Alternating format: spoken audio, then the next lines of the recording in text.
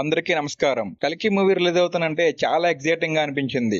సర్లే ఇంక టికెట్స్ వేట మొదలు పెడదాం అని చెప్పి టికెట్స్ వెతుకుతూ ఉంటే నా ఫ్రెండ్ ఒకడు ఫోన్ చేసి "అరే మావ టికెట్స్ ఉన్నాయా?" అన్నాడు. నేను వాడికి లేవని చెప్పి నేను ఒక్కడినే బుక్ చేసుకున్నా. మరి టికెట్ రేట్లు ఎక్కువగా ఉన్నాయి. అది తెలిసిన నా ఫ్రెండ్ అది కాదు గురు, నేను ఎన్నో మోసాలు చేశాను రా. ఇలాంటి మోసం ఎప్పుడు చేయలేదండి. ఒకసారి వినండి. ఓకే ఇంకా డీటెయిల్స్ లోకి వెళ్తే అయన్నొద్దు, పాయింట్కి రా. ఓకే ఓపెన్ చేయగానే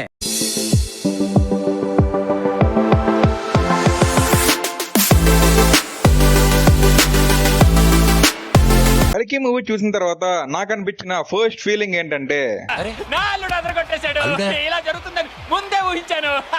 బావగారు ఫస్ట్లీ మనం కల్కి స్టోరీ ప్లాట్ ఏంటో చూద్దాం. స్టోరీ రివీల్ చేయడం కొంచెం కష్టమే కానీ స్పాయిలర్స్ ఏమీ లేకుండా చెప్తాను సింపుల్ గా. అదేంటంటే శంబాల ప్రజలు వాళ్ళ దేవుణ్ణి కానీ అమ్మ కోసం ఎదురు చూస్తూ ఉంటారు. అండ్ ఒక పక్క అశ్వత్థామ ఒక రాక కోసం ఎదురు చూస్తూ ఉంటారు.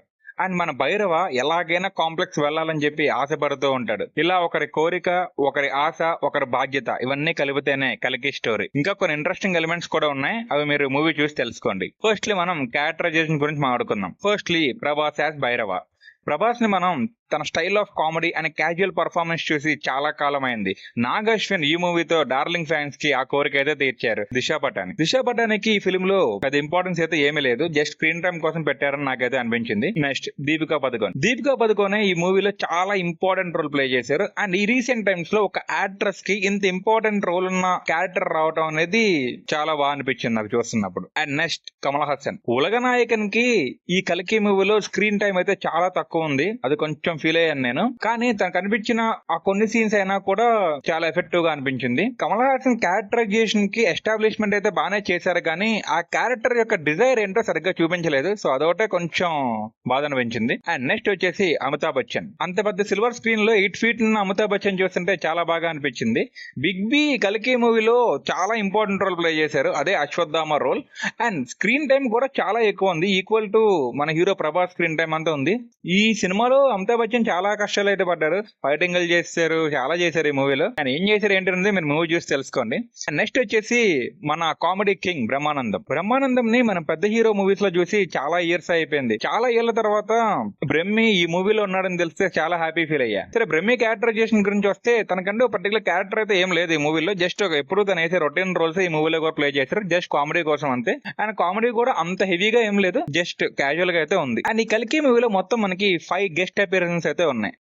మైక్ బాగా పగడ్బందీగా ప్లాన్ చేసావు మైక్. ఇప్పుడు మనం కల్కి మూవీలో పాజిటివ్ థింగ్స్ గురించి మాట్లాడుకుందాం. Firstly Nag Ashwin vision. ఒక డైరెక్టర్ ఇలా కూడా ఆలోచించగలడా, అసలు ఇలాంటి థాట్స్ ఎలా వస్తాయి అబ్బా అని అనిపించే రేంజ్ లో ఉంది కల్కి మూవీ అయితే. అసలు నార్మల్ గా కల్కి మూవీ స్టోరీ చాలా మంది చాలా ప్రిడిక్షన్స్ అయితే చేశారు, ఇలా ఉండిద్ది అలా ఉండిద్ది అని, కానీ మనం అనుకున్న దానికన్నా చాలా డిఫరెంట్ గా ఉంది. అండ్ ఈ టైప్ ఆఫ్ స్టోరీని తను ఎలా తీద్దాం అనుకున్నాడు అనే థాట్ కి అయితే మనం హ్యాట్స్ ఆఫ్ చెప్పాల్సిందే. అండ్ నెక్స్ట్ వచ్చేసి మూవీ విజువల్స్. ఈ movie visuals never before an Indian screen అనే రేంజ్ లో అయితే ఉన్నాయి. ఎగ్జాజరేట్ చేస్తున్నా అనుకోకపోతే హాలీవుడ్ కి అయితే ఏమాత్రం తగ్గలేదు. అండ్ నెక్స్ట్ వచ్చేసి ఇంటర్వెల్ బ్లాక్ అండ్ క్లైమాక్స్. ఒక మనిషి బ్రతకాలంటే బ్లడ్ అండ్ ఊపిరి ఎంత ఇంపార్టెంటో ఈ కల్కి మూవీకి ఈ ఇంటర్వెల్ బ్లాక్ అండ్ క్లైమాక్స్ అంత ఇంపార్టెంట్. ఈ మూవీ క్లైమాక్స్ ఎంత ఇంపార్టెంట్ అంటే ఆ క్లైమాక్స్ వల్లే మూవీ మీద ఉన్న ఇంప్రెషన్ మనకి టోటల్ గా చేంజ్ అయిపోద్ది. సో అంత ఇంపార్టెంట్ అన్నమాట. అండ్ నెక్స్ట్ వచ్చేసి మన రెబల్ స్టార్ ప్రభాస్. కొన్ని పాత్రలు కొంతమంది కోసమే పుట్టాయని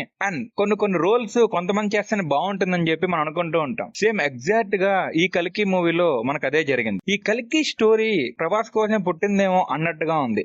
అండ్ ప్రభాస్ స్క్రీన్ ప్రెసెన్స్ అయితే నెక్స్ట్ లెవెల్ లో ఉంది. అండ్ పర్టికులర్ గా క్లైమాక్స్ లో అయితే మైండ్ పోయిద్ది అనమాట. అండ్ నెక్స్ట్ ఈ ఫిల్మ్ లో మనం నెగటివ్స్ గురించి మాట్లాడుకుంటే ఈ మూవీ ఫస్ట్ హాఫ్ చాలా స్లోగా ఉంది అండ్ చాలా అన్వాంటెడ్ సీన్స్ కూడా ఉన్నాయన్న ఫీలింగ్ అయితే వచ్చింది. కల్కి మూవీలో సాంగ్స్ గురించి మనం ఎంత తక్కువ మాట్లాడుకుంటే అంత మంచిది. అసలు ఒక్క సాంగ్ కూడా మనకి బాగాలేదన్నమాట. అండ్ నెక్స్ట్ వచ్చేసి ఇంకంప్లీట్నెస్. కల్కి మూవీ స్టోరీలో ఎక్కడో ఒక ఇంకంప్లీట్నెస్ అయితే ఉంది, కానీ చాలా క్వశ్చన్స్ అయితే మిగిలిపోయినాయి. సో అలా కంప్లీట్నెస్ ఉంటే బాగుండేది అనిపించింది. సో అదొక నెగటివ్ పాయింట్. ఫైనల్ గా ఈ మూవీకి నేను ఇచ్చే రేటింగ్ వచ్చేసి 3/5. మీరు ఈ ఫిల్మ్ ని థియేటర్లతో చూడండి, మీకు మంచి సినిమాటిక్ ఎక్స్పీరియన్స్ అయితే మీకు దొరుకుతుంది. అండ్ ఈ కల్కి సినిమా ఇండియన్ సినిమాని ఇంకో మెట్టు ఎక్కించిందని చెప్పాలి. విజువల్స్ పరంగా కానీ స్టోరీ టెల్లింగ్ విషయంగా కానీ ఇంకో మెట్టు ఎక్కించిందని చెప్పాలి. ఈ film visuals and mythology with technology అనే concept never before and silver screen. So అది మాత్రం మీరు థియేటర్ అయితే మిస్ అవ్వద్దు. సో అదే ఫ్రెండ్స్ కల్కి మూవీ రివ్యూ. సో మీరు నచ్చిన లైక్ చేయండి, షేర్ చేయండి, సబ్స్క్రైబ్ చేయండి. And please do follow Akhil Palad good tales for more such videos. Thank you.